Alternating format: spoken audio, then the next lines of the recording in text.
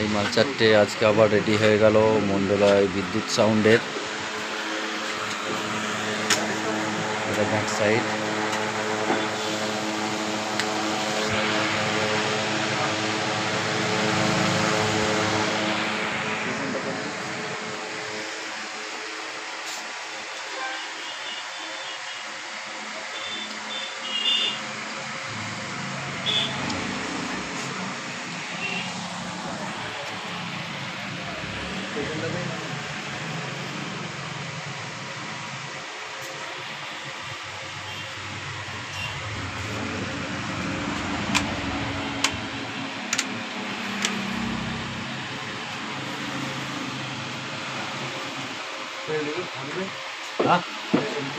একটাও কাটবে না, একটাও কাটবে না।